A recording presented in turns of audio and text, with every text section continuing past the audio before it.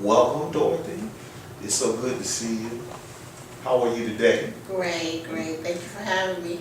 I'm smiling and laughing a little bit because you drove up in this beautiful vehicle, and this beautiful lady, but you were not this person when I met you a few years ago. And I want you to share your testimony because I really, has blessed me, and I believe it's going to bless somebody of where you are now, this great place in God, but you were not there all the time. Please share.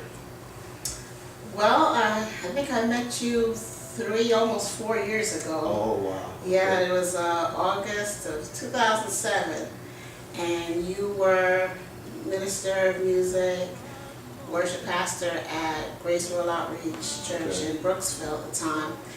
I came to Brooksville at that time just in the middle of a mess. I was coming out of a very, very hard marriage, and there was a lot of bitter on both sides, and I had 4 children. I still have 4 children, and one of them was left in New York with a relative, and I was bringing one child up. 3 of them were with me, but I was leaving one child down here with family to try and start over again in New York. We had gone through a lot and lost our home, and I was trying to get started back with trying to minimize things for us. And when I got down here, it came clear that things weren't going to work and I needed to stay. My sister was already on the worship team there, and she kind of like pulled me along. I was at a point where I was hurting and bitter, and I was just ready to fold. And she, at that moment, wouldn't let me just sit down and fold. She says, "You're a worshiper, you were a worship leader anyway, just come on and worship anyway." And so I just began with your encouragement and worship where I was. And it was a crazy time. It was a wonderful time when I look back at it, because God showed himself so faithful and just so strong in my life. He provided for all of our needs, and it really confused a lot of people. There were a lot of different naysayers, and God has brought me to a place where I'm above all of that now.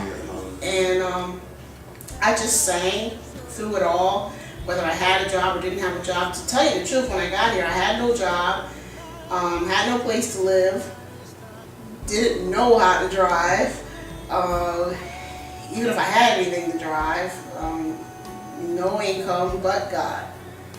And I don't even know how to give a Reader's Digest version. If I tried to give the specifics, he did this and then he did that, I'd be here all day. I just know that he's faithful. You know, one thing that I remember, and it just kind of broke my heart at the point, I remember giving you a ride home from rehearsal, and you were staying in a shelter where no one could come close because it was a rule that no one should know the address. And I had to put you guys out, you and your 4 children, had 4 children in the dark, walking into the shelter, and sitting in the car watching you guys walk back in the dark really moved my heart. And I said, wow, this is a strong sister. She is going to get through this. Because you didn't cry, you didn't fall apart, you took those children and you went to the shelter, and look what God is doing with you today. Well, I think I remember that day. It seemed like there were so many days like that. And it wasn't even just you. There were so many in the choir that took it upon themselves. I would never have made it. We had to be on Sundays, we had to be to church at, I think, 7 o'clock or 6:45 maybe. And they would come out of their way and come pick me up and wait for me, and I would walk. I remember it was up a hill. I sure remember that.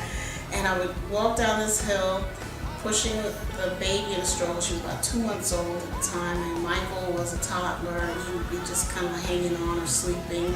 And sometimes I would have the 2 others with me, sometimes they would be somewhere else, and I would have a backpack with clothes and a diaper bag and 2 car seats. and this was the regular. And I remember that I had clothes.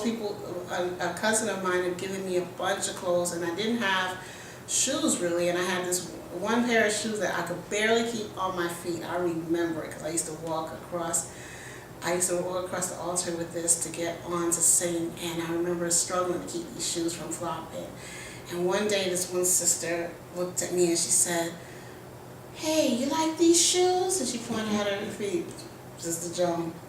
And I said, "Yeah, those are really pretty." She says, "All right, well here, they're yours." And God moved in amazing ways like that. I read a phrase the other day and it sticks to me. It says, "You'd be amazed how strong you are when strong is the only choice you have." That's powerful. Yeah.